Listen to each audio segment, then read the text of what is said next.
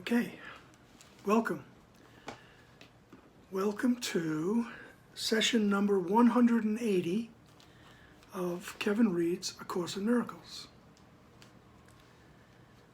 My little study group helping me to study.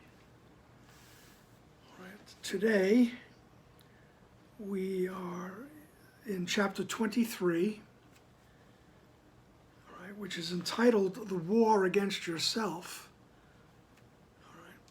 And then we will be in section 2 on page 489 of the text.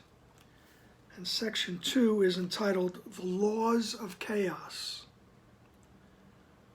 Okay. I believe this could be the longest section in the text. And this is a really clear picture, a deep dive into the workings of the ego. All right. And you will see that Jesus says to us, as he does in another place in the text, maybe two other places, he's going to say, let's look calmly. Let us look calmly at this. And that's the whole idea, is to look, just to look, all right, without judgment, without judging yourself, or how could I be so stupid, all this, just look at what the ego is doing and suggesting.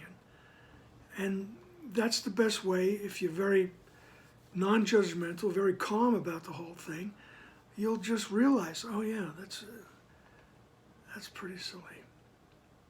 I don't want to do that anymore. All right, and when he says to go beyond it, because we're able to look at it calmly, we can go beyond it. All right, that's the process of forgiveness. We go beyond what we think we're seeing, all right, to the realization of the light that is past all the mishigash, all the form. We go past the form to the content. Okay. Let's see. Jesus wants us to become comfortable, as I have in my notes here. Be comfortable with the aspects of the ego. Right? Be comfortable looking at it. All right? Without blaming yourself for anything, and just to realize, because when we look at it calmly, we realize this is nothing. Okay, so let's begin. Paragraph number 1. The laws, in quotes, the laws of chaos can be brought to light, though never understood. Chaotic laws are hardly meaningful, and therefore out of reason's sphere. Yet they appear to be an obstacle to reason and to truth. Let us then look upon them calmly, that we may look beyond them, understanding what they are, not what they would maintain. It is essential it be understood what they are, or what they are for. Right? So it's essential to be understood what they are for, because it is their purpose to make meaningless and to attack the truth.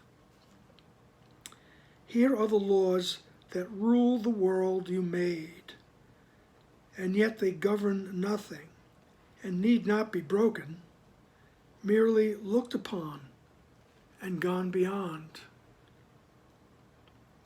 Okay. He says, these are the laws that govern the world that you made. Right? Remember, he speaks to the decision-making part of the mind. Right? That part of the mind that decided that it could be individual, it could be separate. And so eventually, immediately had to flee the mind, so it thought, and make up the world. He says, this is the world. Right? These are the laws that make up the world that you made. And he says you don't have to break these laws. Right? You just have to look at them and go beyond them. Okay. Paragraph 2. Get right into it. The first chaotic law is that the truth is different for everyone. Like all these principles, this one maintains that each is separate and has a different set of thoughts that set him off from others. This principle evolves from the belief that there is a hierarchy of illusions. Some are more valuable and therefore true. Each one establishes this for himself and makes it true by his attack on what another values. And this is justified because the values differ, and those who hold them seem to be unlike, and therefore enemies. I mean, in this current world, we could just look around us and see how this plays out. I mean, constantly. The belief that the truth is different for everyone.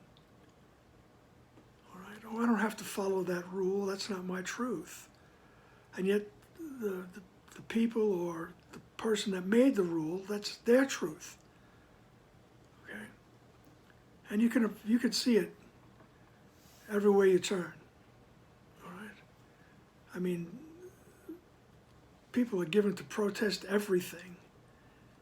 All right? It's, because that's not my truth. And I mean, even thousands of years ago, Socrates was telling his group of thinkers that the truth is absolute. There's one truth. Right? And we can state that truth as oneness. We're all one. We're not separated. We're not individuals. We are part of the oneness. And yet, when we decide that we could be individuals,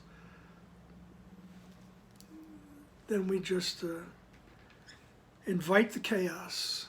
Remember, these are the laws of chaos. So if everybody believes something else and they're adamant about it, we live in a chaotic world. All right? And remember, Jesus in the beginning is telling us, don't be afraid of that. Just notice. Just notice. And there is a place where we can go to have our perceptions retranslated, corrected. We can always go to the place in the mind where the memory of the truth resides and ask, help me to see this. Help me to see past this chaos. Right? Because this first chaotic law maintains that each is separate. Okay? And each one reestablishes this for himself. Right? And I make it true for me by attacking whatever you're saying. Right? And it is justified because the values differ. Right? And those who hold them seem to be unlike and therefore enemies. Right? Especially in the country where I live, which is the United States, the enmity is palpable.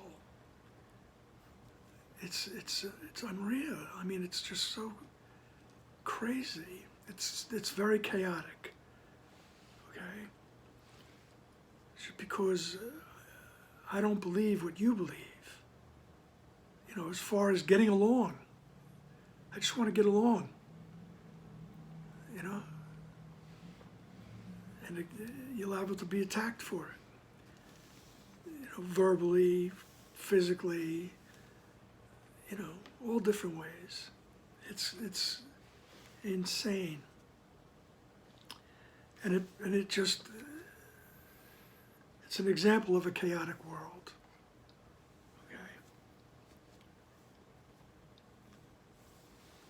So then in paragraph 3, he says, think how this seems to interfere with the first principle of miracles. For this establishes degrees of truth among illusions, making it seem that some of them are harder to overcome than others.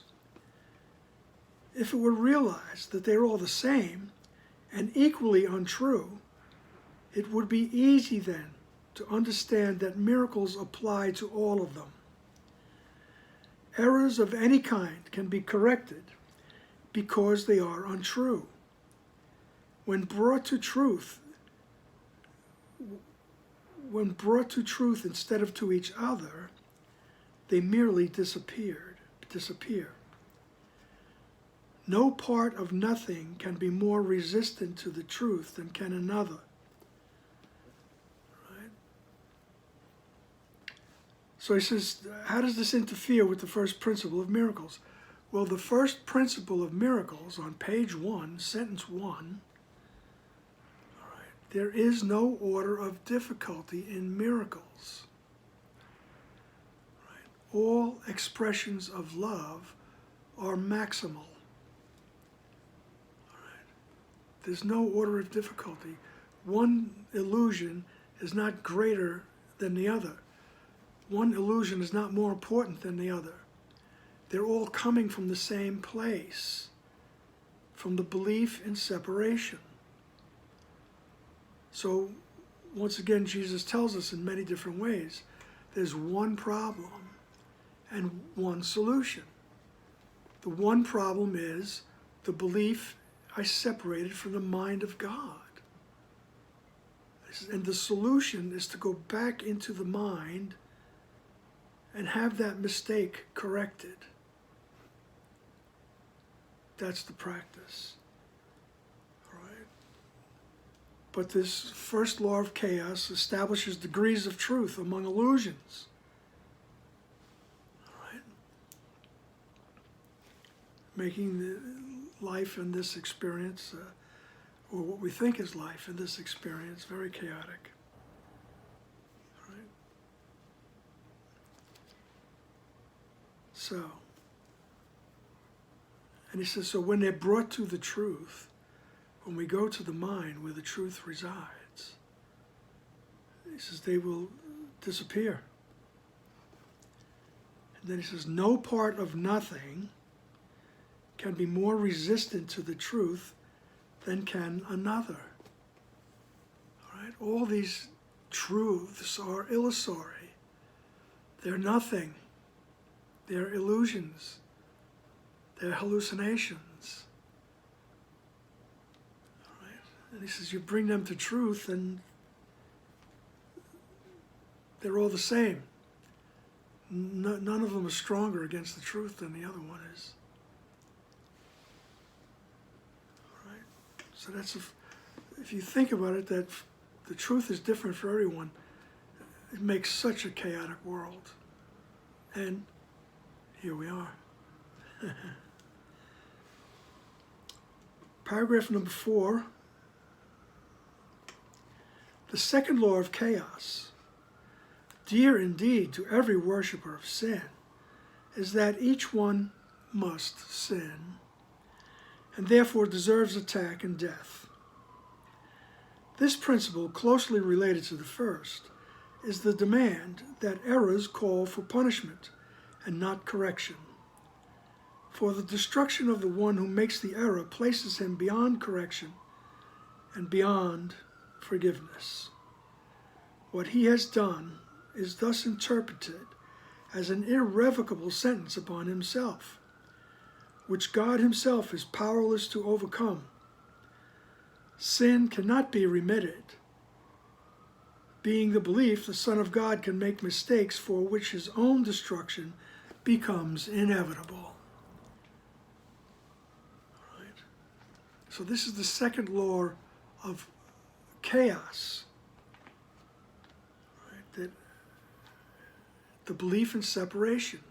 Everyone believes in separation. Everyone is separate. That's what everyone must sin means. Everybody's separate. And each one must sin And because of that thought, right, you have to be punished. Right? And because sin calls for punishment, not correction. Right? These are sins, not mistakes. Jesus says, just says, you made a silly mistake. You thought you could separate from God. And the ego tells you, you made a terrible, terrible mistake. A terrible sin, rather. And you're going to have to pay for it. You're going to have to be punished one way or the other. This is what the ego counsels us. It calls for punishment, not correction. All right? For the destruction of the one who makes the error, right, places him beyond correction and forgiveness. All right? That's what we have deep inside our heads, or our minds rather. Is that I did something so wrong, now I have to be punished for it. I mean, we're never really clear on that. We just run around thinking that there's something out there that's going to get me. And so Jesus tells us, you roam this world uncertain, lonely, and in constant fear. There's the constant fear of the reprisal for something you did. Right? Look out, kid, it's something you did. Bob Dylan. God knows when, but you're doing it again. And here comes my little kitty cat, Miss Dixie, who doesn't commit any sins. Only silly mistakes by rubbing her eye on whatever she can find. What a little sweetie, Miss Blinky. I like it when she blinks at me. Okay. So that's the second law of chaos, is that everybody's a sinner. Everybody is separate. Right? Everybody needs to be punished. All right? And sin can't be remitted. Right? You have to be punished. Right? What he has done is thus interpreted as an irrevocable sentence upon himself, which God himself is powerless to overcome. Okay? So now here we are in our arrogance telling God what the truth is. Yes, we have separated and we deserve to be punished. All right. Think what this seems to do to the relationship between the Father and the Son. Now it appears, by the way, this is paragraph 5. Think what this seems to do to the relationship between the Father and the Son. Now it appears they can never be one again. For one must always be condemned, and by the other. Now they are different, and they're enemies. And their relationship is one of opposition. Just as separate aspects of the Son meet only to conflict but not to join. One becomes weak, the other strong by his defeat. And fear of God and of each other now appears as sensible, made real by what the Son of God has done both to himself and his Creator. So we believe we're separated, and now we project that onto everyone, and we project it onto God. And they become our enemies.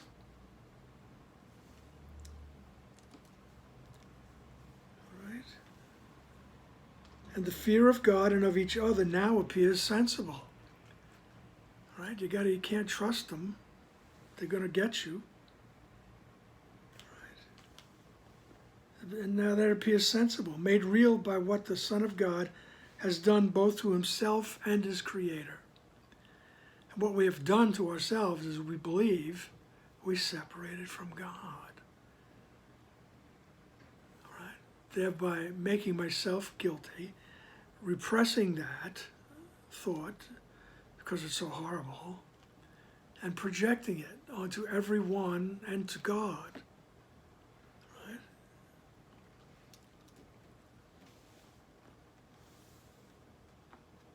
So, paragraph 6, the arrogance on which the laws of chaos stand could not be more apparent than emerges here. Here is a principle that would define what the creator of reality must be, and what he must think, and what he must believe, and how he must respond, believing it. It is not seen as even necessary that he be asked about the truth of what has been established for his belief. His son can tell him this, and he has but the choice whether to take his word for it or be mistaken. This leads directly to the third preposterous belief that seems to make chaos eternal.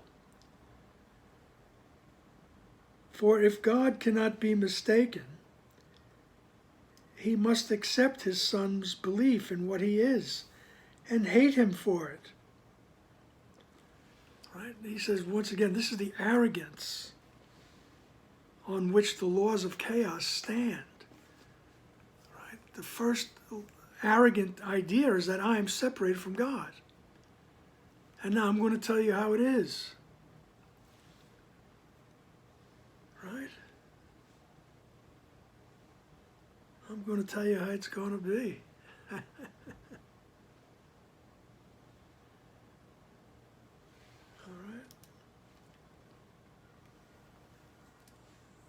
Because he says, here's the principle that would define the creator of what the creator of reality must be.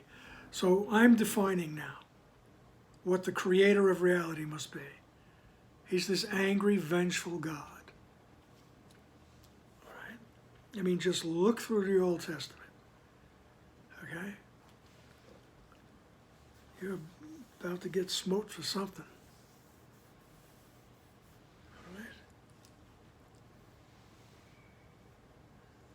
And this is the arrogance. We're telling God and each other, and especially we're telling God, well, this is who you are.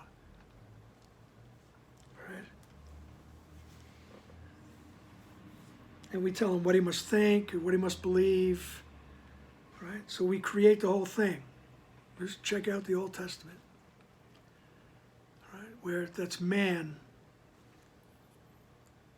or whoever the writers of the Old Testament were. People. All right, defining what God was all about. Telling him what to think, telling him what he believes, telling him what he does. All right, what he must think and what he must believe. And how he must respond. Because he believes it too now. It's not even seen as necessary that he be asked about the truth of what has been established for his belief. So it's not, we don't even see that it's necessary. We could ask God, hey, is this right? Is that right? You're gonna punish me? Right? Am I really a sinner? Right? Am I really like an insect being held over a flame? As some of the early Puritan sermons would tell you. Those early Puritans will scare the hell out of you. Or scare the hell into you. Right? But they're the ones defining who you are, who God is. Right? You could see the foundations of the European people in this country in those early Puritan sermons. Horrible. But this is exactly what they were doing. They were expounding the laws of chaos. Right? And this leads directly to the third preposterous belief that seems to make chaos eternal. Right? For if God cannot be mistaken, the all-powerful, omniscient God, then he must accept his son's belief in what he is and hate him for it. All right? So we make up God, all right, and give him the the power of omnipotence, right, and infallibility, as they say. And now we say, and yes, he hates you. He's going to get you. And now we hate him because we're afraid of him. So if we're afraid of God, we have to hate him. Okay? I mean, really, if you're afraid of anything, you hate it. You know, bring it down into your human experience. You know,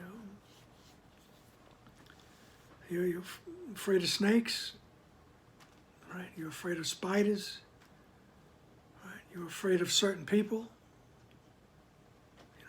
I mean, just check it out calmly, as Jesus would say. Just look at it calmly so that you can go beyond it. All right? But realize that Jesus is asking us to look at what the ego's dynamics are. Okay? So now this third law of chaos is that,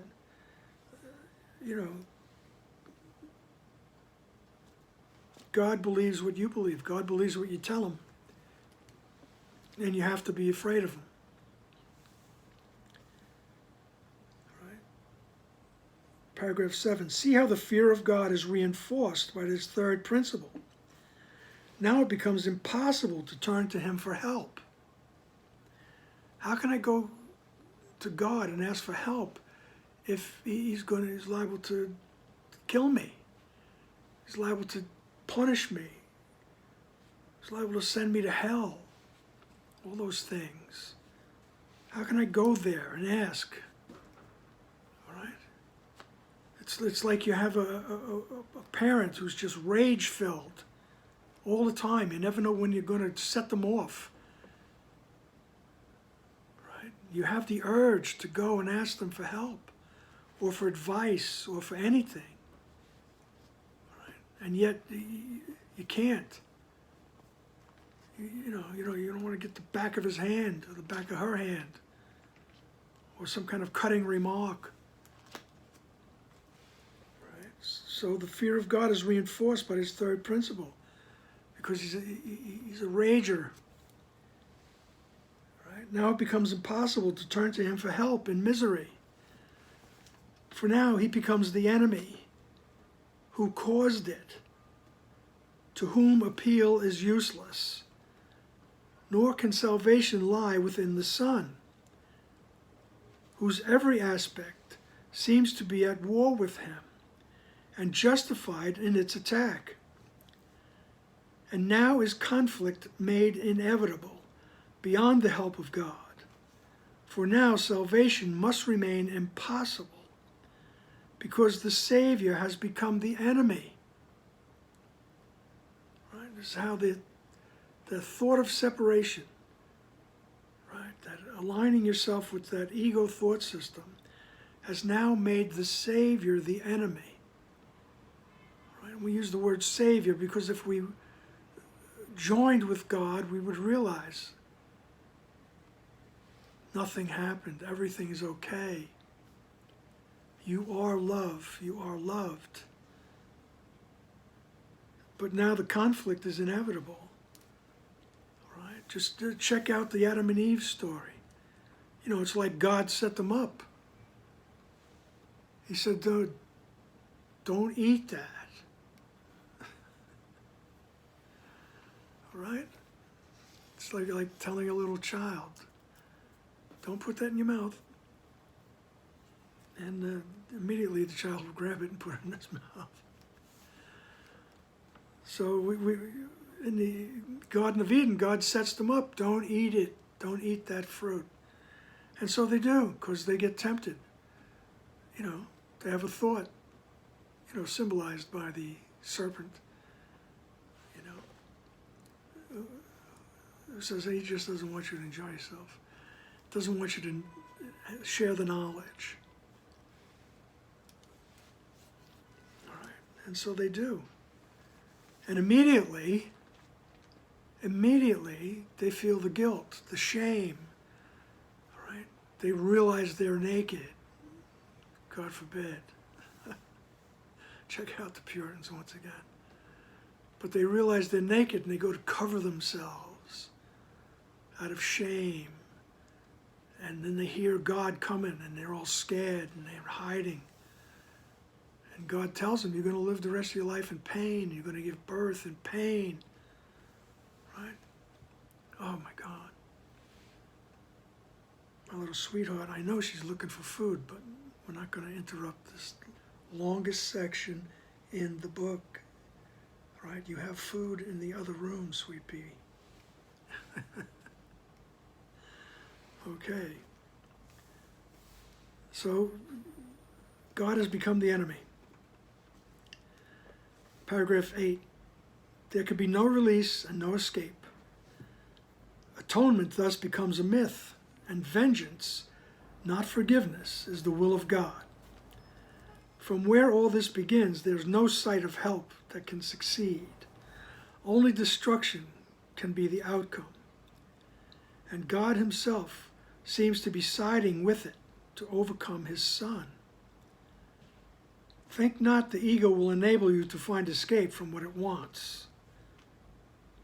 That is the function of this course, which does not value what the ego cherishes.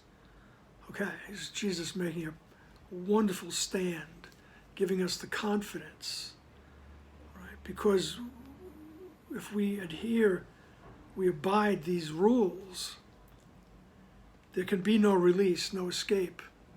Sooner or later, you're going to be punished. Atonement is a myth, all right? And vengeance, not forgiveness, is the will of God. Right? And he says, think not the ego will enable you to find escape. So we can't look for comfort and release from this thought of sin, guilt, and fear. We can't find release from it in the ego system, within the ego system, within the world of form, unless we pick up the form of the Course in Miracles, right? Or some other legit spiritual path that is saying the same things. Remember, the Course in Miracles is not the only way home. Jesus tells us that in the beginning. Right? It's not the only way. Right? But for those, I think, especially for those of us who are touched by Christianity, the words that are in the language of the Course seems familiar. All right? And anyone who's looking for the truth, the content of the Course is exquisitely familiar. All right? So he says, don't think the ego is going to help you. All right? It will not enable you to find an escape. He says, that is the function of this course. This course offers you the escape, right, from this chaotic thought system. Right? This is the function of this course, which does not value what the ego cherishes. Jesus is, in other words, saying, I don't care what the ego says. All right? It's nothing. It's silly. It is not the truth. Let me show you the truth. All right? That's Jesus being very strong. All right, my sweet little friend is now heading off to her brunch. All right. Paragraph 9. The ego values only what it takes. And this leads to the fourth law of chaos, which, if the others are accepted, must be true. This seeming law is the belief that you have what you have taken. By this, another's loss becomes your gain, and thus it fails to recognize that you can never take away, save from yourself, except from yourself. Yet all the other laws must lead to this, for enemies do not give willingly to one another, nor would they seek to share the things they value. And what your enemies would keep from you must be worth having, because they keep it hidden from your sight. Right? What pops up for me just immediately was the little kids teasing one another. I know something you don't know. It's like they have some kind of secret, something hidden, right? And you'll do your damnedest to get it, to find out what it is, right? To the point where your parents have to come and separate you, right?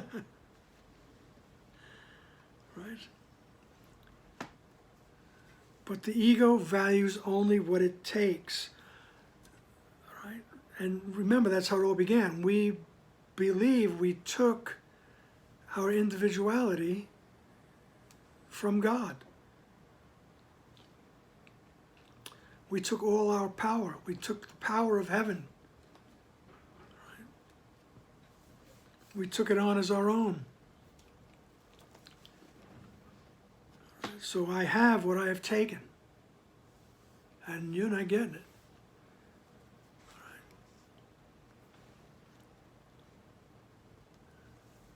This seeming law is the belief that you have what you have taken. And by this, another's loss becomes your gain. Right? So God's loss is your gain. And it works out down here in our experience here in form. All right? And thus it fails to recognize that you can never take away anything except from yourself. Once again, he's telling us it's a silly idea. You can't take anything except from yourself. All right? That's, once again, a softer way of talking about the war against yourself. All right? So, let's see. Yet all the other laws must lead to this. For enemies do not give willingly to one another, nor would they seek to share the things they value. And what your enemies would keep from you must be worth having, because they keep it hidden from your sight. Okay? Now we're going to get more into this. I mean, that's just a logical thing you could see play out in the world, right? Once again, we can use the reference of little kids, but you could see, adults, grown people do this. It's mine, you can't have it, I mean, you can see it, I don't have to give you examples, right?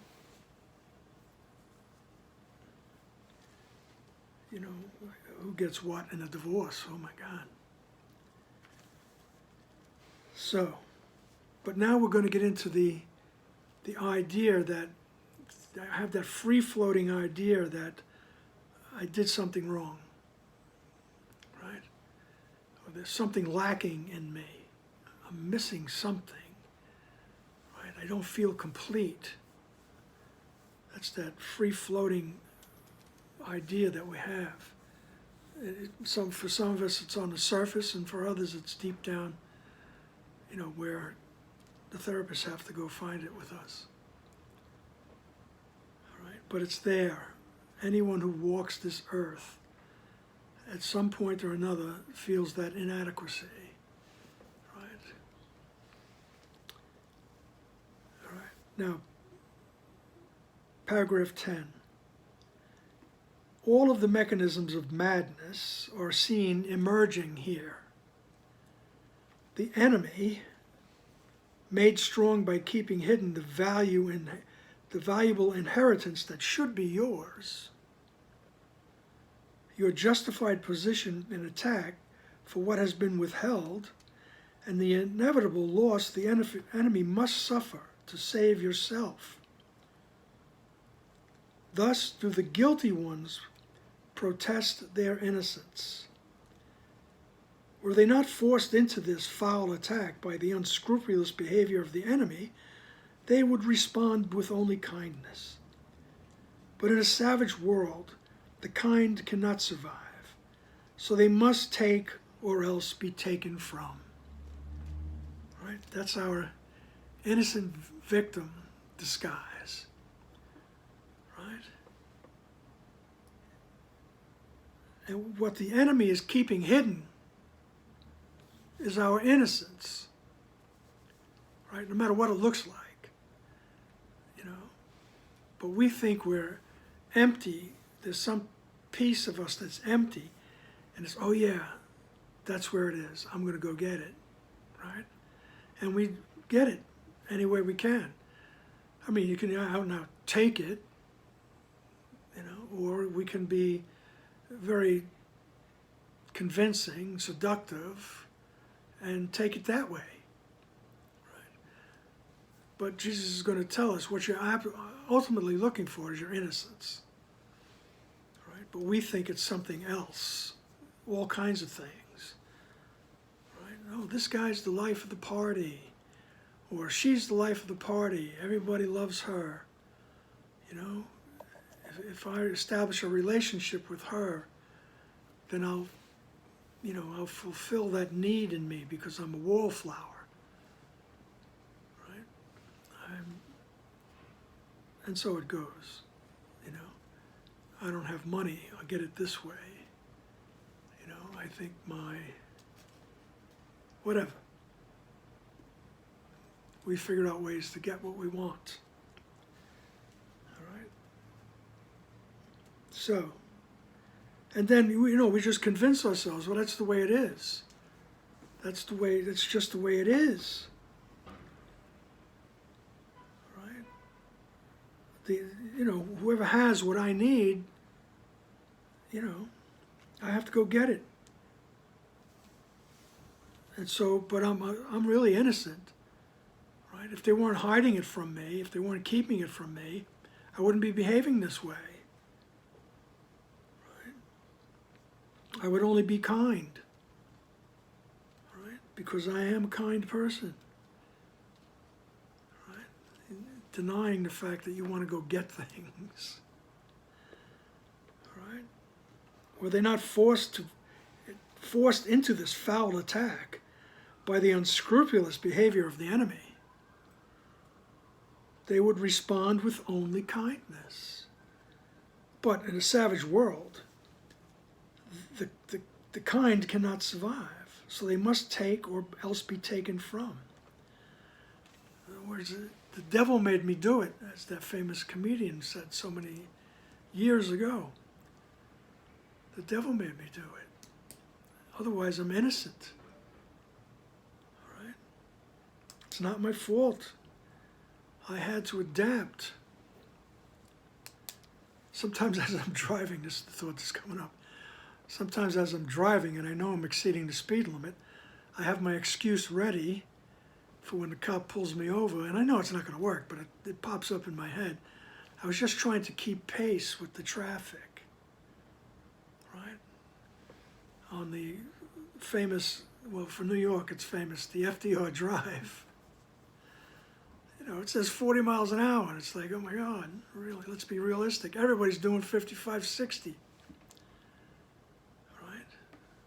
So if the radar all of a sudden gets me, my excuses, but I had to adapt to this environment. I had to keep pace with everyone else. And the policeman says, okay then, well, license and registration and proof of insurance, please. And here's your summons. Okay, thank you, sir. So it's not my fault, I had to adapt. That's the way we move around. Otherwise I would have been nice.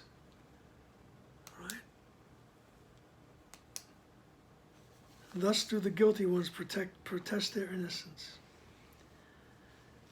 Paragraph 11, and now there's a vague, unanswered question. Not yet explained. What is this precious thing, this priceless pearl, this hidden secret treasure to be wrested in righteous wrath from the most treacherous and cunning enemy? It must be what you want but never found. And now you understand the reason why you found it not. For it was taken from you by this enemy and hidden where you would not think to look.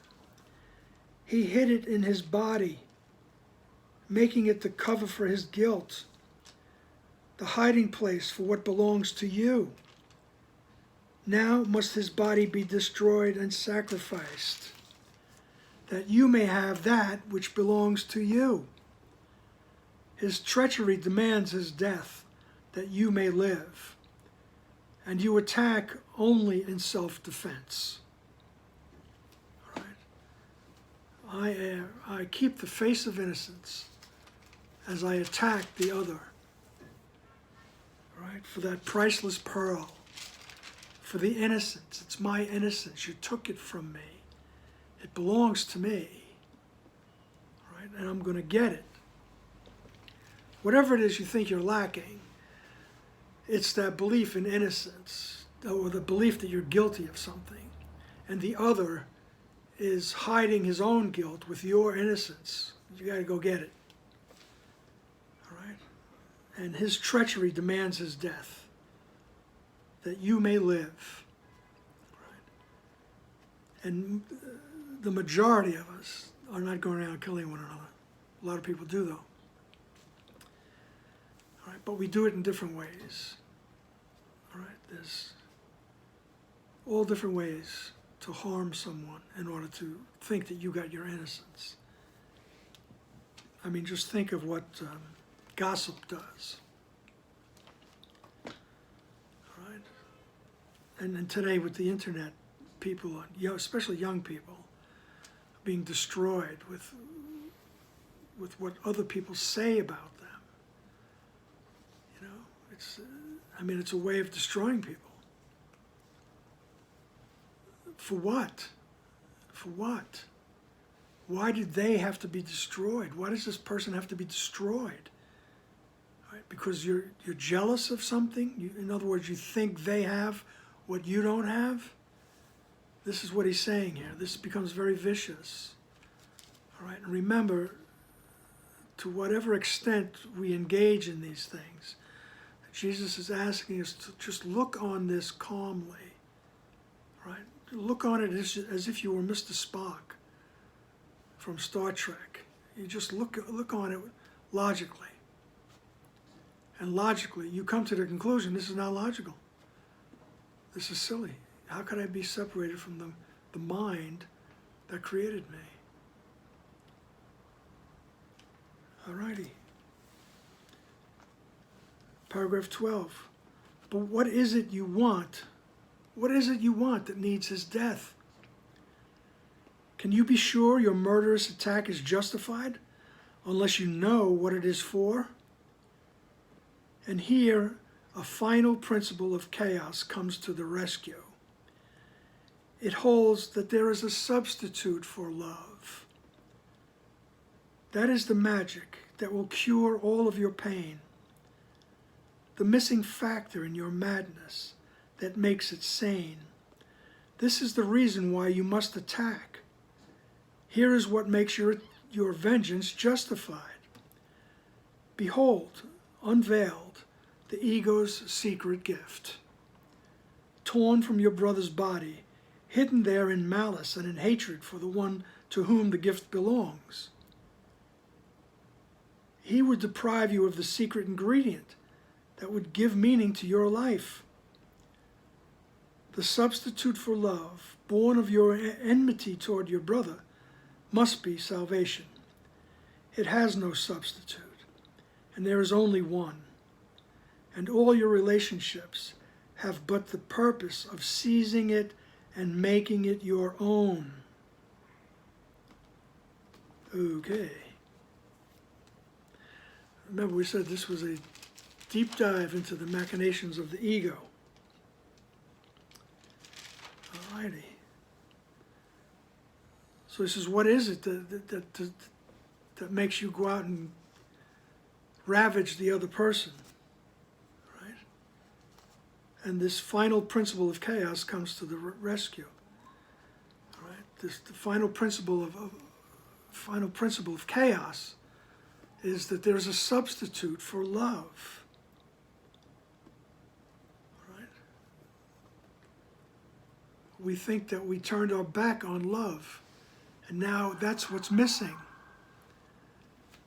And if I think it's missing, and I think you have it, or I'll get it by certain actions, I'll fill that void. All right? So the substitute of love must be salvation. All right? He says, and I'm going to go get it. And he says, and all your relationships have but the purpose of seizing it and making it your own. Once again, look on it calmly, all right? You can't help but do these things once you believe you're separated from God. And the way back is to notice, oh, look, that's what I'm doing. I don't want to do this anymore. Right? I really do want my thoughts corrected. I do want to be that channel of peace and love. All right, so we look on these things, but he's telling us, in the meanwhile, while you believe you're separated, this is what's going to happen. It's inevitable. You have to do this. All right. And never is your possession complete. So even if you get it, you don't feel right. You know? I know Dr. Wapnick used to say when he was a teenage boy, he used to root for the Brooklyn Dodgers, right? Because he lived in Williamsburg. And finally, the Dodgers won the World Series. All right? And I believe they beat my beloved Yankees. And the excitement was building, but then when it culminated, when they won the World Series, he realized there was still this, like that wasn't it. There was still this emptiness. There was still this thing that, unexplainable thing, right? And so he realized that's not it. And even as a young man, as a teenager, maybe even before that, I almost became sad when someone would give me a gift. It's almost like you immediately realize, oh, that's not the peace that passes all understanding. I mean, I was grateful for the gift, believe me. I could always use new socks, whatever. Or whatever was being given to me. I really was grateful for it. But there was something deep down inside of me. In other words, I wasn't totally happy. And this is what he's telling us. In paragraph 13, he goes, never is your possession made complete, and never will your brother cause his attack on you for what you stole, and never will your brother cease his attack on you for what you stole, nor will God end his vengeance upon you both. For in his madness, he must have this substitute for love and kill you both. You who believe you walk in sanity, with feet on solid ground, and through a world where meaning can be found, consider this. These are the laws on which your sanity appears to rest. These are the principles which make the ground beneath your feet seem solid. And it is here you look for meaning. These are the laws you made for your salvation. They hold in place the substitute for heaven, which you prefer. This is their purpose. They were made for this. There is no point in asking what they mean. That is apparent. The means of madness must be insane. Are you as certain that you realize the goal is madness? All right. So, he says, do you really realize that the goal of insisting that you're an individual, do you realize that that's madness?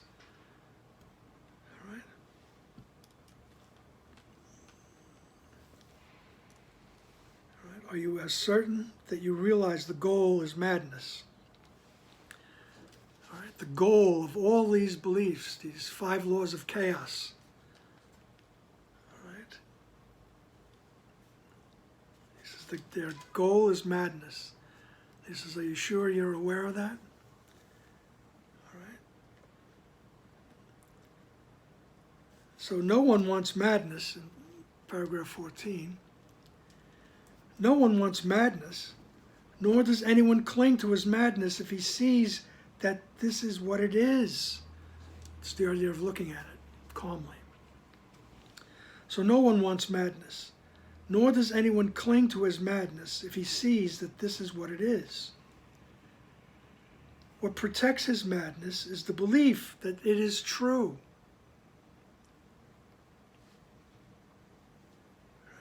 It is the function of insanity to take the place of truth. It must be seen as truth to be believed. And if it is the truth, then must its opposite, which was the truth before, be madness. Such a reversal, completely turned around, with madness sanity, illusion true, attack a kindness, hatred love, and murder benediction, is the goal of the laws of chaos serve. These are the means by which the laws of God appear to be reversed. Here do the laws of sin appear to hold love captive and let sin go free. Excuse me. So nobody wants madness, nor does anyone cling to madness if he sees that this is what it is. If I see, oh, this is madness, he says, you're not going to cling to it. This is why he's asking us to look calmly on what it is that we believe, how it is that we walk through this world, what motivates us, right? Because he says what protects the madness is the belief that it is true. So what protects the madness is the belief that I believe I'm separate and I have to go get what I need by any means necessary. As the wonderful Malcolm X once said, by any means necessary. I must say, I truly believe Malcolm X was a good person. Very good person.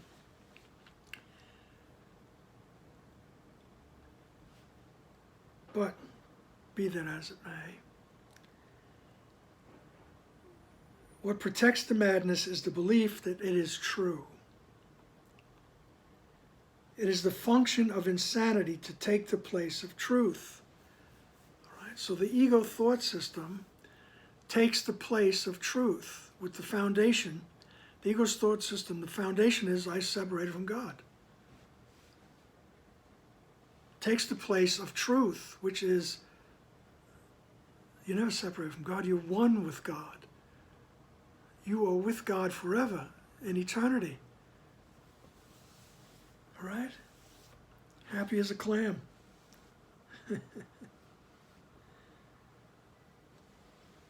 It is the function of insanity to take the place of truth. All right? And the insanity, it has to be seen as truth in order to be believed. All right? So we believe it. We see it as truth. I'm separated from God. I'm walking around here in the world. Right? You know, trying to dodge the slings and arrows of outrageous fortune. Because I believe I'm separated. And if it is the truth, then must its opposite, which is love and oneness and connection to God, right? So thus, which was true before, that was all true before I believed I was separated. Now it's madness. Now, you're crazy for thinking that. Right? I mean, just think, if even if it were a spiritual conversation, at 2 a.m. at some party. And he would say, yes, but none of us is separate. We are all one with God. Somebody in the crowd would think you maybe had a little too much to drink, or else you're crazy. Flat out. Once they find out you don't drink, then they say, oh, he's crazy.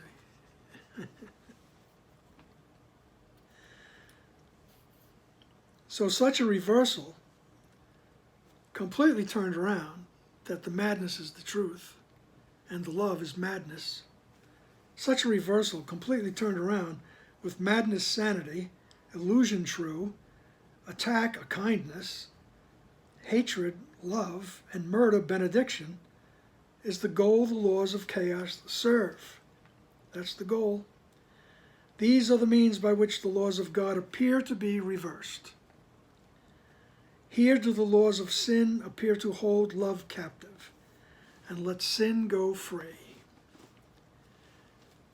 15. These do not seem to be the goals of chaos, for by the great reversal they appear to be the laws of order. How could it not be so? Chaos is lawlessness and has no laws. To be believed, its seeming laws must be perceived as real. The goal of madness must be seen as sanity, and fear with ashen lips and sightless eyes, blinded and terrible to look upon, is lifted to the throne of love. Its dying conqueror, its substitute, the Savior from salvation. How lovely do the laws of fear make death appear. Give thanks unto the hero on love's throne, who saved the Son of God for fear and death.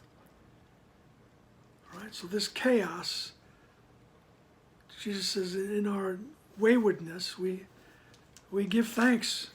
You saved us. You saved us for fear and death, he says. All right? Okay.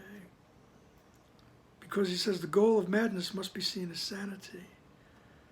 Paragraph 16. And yet, how can it be that laws like these can be believed? There is a strange device that makes it possible, nor is it unfamiliar.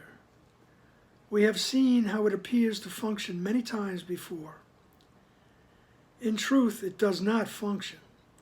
Yet in dreams, where only shadows play the major roles, it seems most powerful. No law of chaos could compel belief, but for the emphasis on form and discard of content. No one who thinks that one of these laws is true sees what it says. Some forms it takes seem to have meaning, and that is all. All right, so no law of chaos. All right, we wouldn't believe anything, he's saying, except for the emphasis on form. You know, that old saying, seeing is believing. Right? Right? Well, we had a two-headed goat on the form. Oh, that's crazy. No, come on over and show it. And you see the two-headed goat. You say, wow, I believe it. Seeing is believing. I don't know where that reference came from. But anyway, that's what we do. We put an emphasis on the form. So it must be true. It's in form. It's solid. Sorry for shaking you. It's very solid. All right. Some forms it takes seem to have meaning, and that is all. No one who thinks that one of these laws is true sees what it says. In other words, you're really not looking at it. You're just believing that some forms have meaning. All right. 17. How can some forms of murder not mean death? Can an attack in any form be love? What form of condemnation is a blessing? Who makes his Savior powerless and finds salvation? Let not the form of the attack on him deceive you. You cannot seek to harm him and be saved. Who can find safety from attack by turning on himself? How can it matter what the form this madness takes? It is a judgment that defeats itself, condemning what it says it wants to save. Be not deceived when madness takes a form you think is lovely. What is intent on your destruction is not your friend. Okay? So be not deceived when madness takes a form you think is lovely. Right? What is intent on your destruction is not your friend. So everything we see in form, right, is there to reinforce our separation from God. Therefore, it's intent on our destruction. Okay? Jesus is getting a little more intense in this section. But that's the way it is. Just look at it calmly, as he says. Don't blame yourself because you like a sunset. All right? Don't blame yourself because you see the vista of the desert and the mountains. All right? Don't blame yourself. Just realize, all right, there's a purpose. All right? There's a reason why I think this is so beautiful. All right? And if you're so inclined, you can ask Jesus, help me to see this correctly. He's not going to ruin it for you, not going to ruin the movie for you. Just going to help you move through it peacefully and calmly and happily. Okay? You see a beautiful painting. You know, you're moved. All right? Jesus is not going to ruin that for you. Who knows? Jesus might suggest that if you're moved by this painting, maybe you have entered the same space from which the impetus of this painting came, the inspiration for this painting came. You're in the same space in which the mind of the artist created it. Right? That's not ruining it for you. That's using the form to move on. Okay. Let me pull myself back in. All right. Be not deceived when madness takes a form you think is lovely. All right, paragraph 18. You would maintain and think it true that you do not believe these senseless laws, nor act upon them. And when you look at what they say, they cannot be believed. Yeah, he says, no, I don't believe it. Yeah, I understand that. That's not what I can't do that. He says, you would maintain and think it true that you do not believe these senseless laws, nor act upon them. And when you do look at what they say, they cannot be believed. Brother, you do believe them. With the emphasis on do. You do believe them. For how else could you perceive the form they take with content such as this? Can any form of this be tenable? Yet you believe them for the form they take, and do not recognize the content. It never changes. No matter what the form, the content never changes. If I think, oh, there's something, I like that form, I'll get what I need from that form. Right? Or there's, say the form takes it's the form of money. Right? Oh, I feel I'm lacking. I'm going to go get that. All right, he says it always changes, but the content never changes. The content is that sense of lack. I'm going to go get what I need. All right, he says, brother, you do believe it. For how else could you perceive the form they take with content such as this? Right?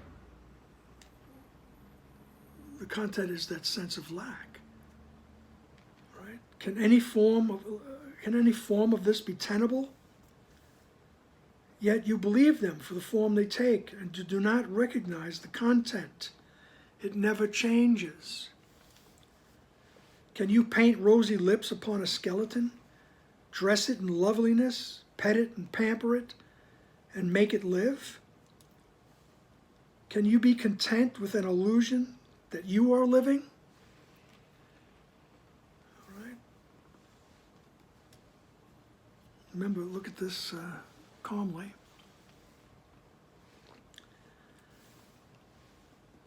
You know, all those old expressions, you know, you can't make a silk purse out of a sow's ear. That's what this reminds me of. All right? The content never changes. We think we're lacking something. All right? That's in the world of chaos. All right? And he says, you think you could change it? All right? And can you be content with an illusion that you are living? And then he hits us with this heavy statement here. There is no life outside of heaven. Paragraph 19. There is no life outside of heaven. Where God created life, there life must be. In any state apart from heaven, life is an illusion. At best, it seems like life. At worst, like death. You are both yet both are judgments on what is not life. Equal in their accuracy. Okay, obviously I need a sip of water. Let's begin. At best, it seems like life. At worst, like death. Yet both are judgments on what is not life, equal in their inaccuracy and lack of meaning. Life not in heaven is impossible, and what is not in heaven is not anywhere. Outside of heaven, only the conflict of illusion stands, senseless, impossible, and beyond all reason, and yet perceived as an eternal barrier to heaven. Illusions are but forms. Their content is never true. Okay. Jesus is making these statements. I mean, remember, I keep reminding you. He says, let's look at this calmly. All right? Let's listen calmly. Right? Jesus is telling you there is no life outside of heaven. All right? That's why whenever Jesus references death in the Course, he's actually referencing this idea that if you believe you're outside of heaven, you're dead. All right? That's the thought system of death, the ego, it's the thought system of separation. Which culminates in death of the form. All right? But once again, just think of these things. Think about these things. All right? They're actually a comfort once you let them settle in. All right? And if you're frightened of it, go in and ask your friend Jesus, help me. Help me with this thought. Because he says what we think is life here, he says at best it seems like life. Oh, having a good time. Right? At worst, it's like death. Oh, it's the worst thing that ever happened. Right? I mean, and there are some people in horrible situations. Right? Yet both are judgments on what is not life. Both are judgments about a seeming existence outside of heaven. And they're equal in their inaccuracy and lack of meaning. Right? Life not in heaven is impossible. And what is not in heaven is not anywhere. All right? You could think about that too. It's just another way of saying you are in heaven. You are at home in God, dreaming of exile. Okay. And outside of heaven, only the conflict of illusions stands. All right, it's just one illusion conflicting with another. That total chaos and conflict. All right. Senseless, impossible, and beyond all reason. And yet it's perceived as an eternal barrier to heaven. Right? He says illusions are but forms. Right? Their content is never true. Every illusion has the same content. I'm separated from God. I'm lacking something. He says the content is never true. Take solace in that. You're never separated from God, and you have everything. That was your inheritance. 20. The laws of chaos govern all illusions. Their forms conflict, making it seem quite possible to value some above the others. Yet each one rests as surely on the belief the laws of chaos are the laws of order, as do the others. Each one upholds these laws completely, offering a certain witness that these laws are true. The seeming gentler forms of attack are no less certain in their witnessing or their results. Certain it is illusions will bring fear. Certain it is illusions will bring fear because of the beliefs that they imply, not for their form. And lack of faith and love in any form attests to chaos as reality. Right? So once we believe that we're separated, all right, any illusion will bring fear because of the content lying deep inside of it, that I'm separated from God. All right? And lack of faith and love in any form attests to chaos as reality. All right. 21. From the belief in sin, the faith in chaos must follow. All right. For it is because it follows that it seems to be a logical conclusion, a valid step in ordered thought. The steps to chaos do not follow neatly from their starting point. Each is a different form in the progression's truth's reversal, leading still deeper into terror and away from truth. Think not one step is smaller than another, nor that return from one is easier. The whole descent from heaven lies in each one. And before your thinking starts, there it must end. And where your thinking starts. Right? Where your thinking starts, right? There must it end. Right? So where your thinking starts, which is in the mind, says that's where it has to end. That's why we want to come back to the mind and ask for correction, be willing to be corrected. That's why looking at these laws of chaos, right, no matter which one I'm engaged in the moment, I just want to stop and say, okay, help me to see this correctly, right? Because that's where the thinking begins and ends. Right? The laws of chaos begin in the mind with that thought that says, I could be separated from God. I believe I did it. And he says, from the belief in separation, the faith in chaos must follow. And you think that it's all very logical. So he says, paragraph 22. Brother, take not one step in the descent to hell. For having taken one, you will not recognize the rest for what they are, and they will follow. Attack in any form has placed your foot upon the twisted stairway that leads from heaven. Yet any instant it is possible to have all this undone. How can you know whether you chose the stairs to heaven or the way to hell? Quite easily.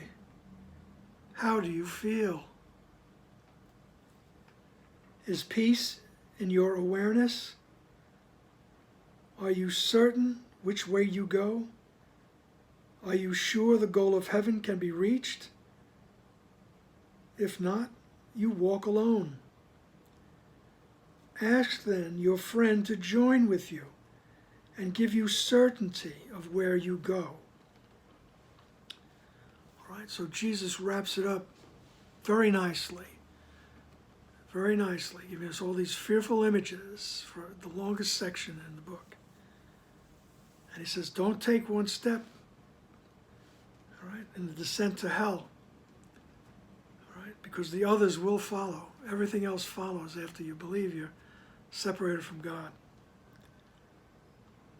All right, but we believe we've already done that. For having taken one, you will not recognize the rest for what they are. Attack in any form has placed your foot upon the twisted stairway that leads from heaven. All right? And then he gives us the key. He gives us hope. He says, and yet at any instant, it is possible to have all this undone. Everything he's described to us, all this chaos, he says, in any instant, all this can be undone. And then he says, well, how can you know? How can you know whether you've chosen the stairs to heaven or the stairs to hell? And he says, it's easy. He says, how do you feel? How do you feel? At any moment during the day, you can check yourself. How do I feel? Is peace in your awareness? Do you feel peaceful? Are you certain that you're going in the right direction? Right? Are you sure the goal of heaven can be reached? All right. Are you sure that you can finally come home to the oneness of God? All right. Are you sure that you can finally feel the comfort of being home?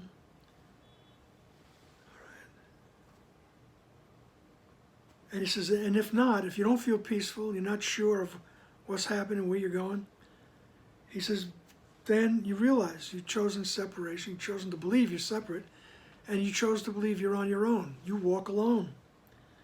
He says, but in any instant, you can turn to your friend. Ask then your friend to join with you and give you certainty of where you go. All right? In any moment, if you just check yourself and say, do I feel peaceful? If not, why not? All right? And Jesus, help me. I want to be on the path to peace. And your friend will guide you. All right? In any instant, these laws of chaos can be undone. The belief that I have to get what I can. All right, you have it, I want it. That guy cut in front of me online. Now we're going to fight. For what? All right, I'm jealous of this person. I'm going to destroy their personality. All right. All right. Well, I had to do it because everybody does it. All those silly things. Right? It can all be undone in an instant. Just ask your friend. Tell your friend, I'm willing to be on the path to peace. Okay? All right, that was the longest section in the book. And with that, I thank you for joining with all of us on the path to peace. And I'll see you there. All right then. Bye.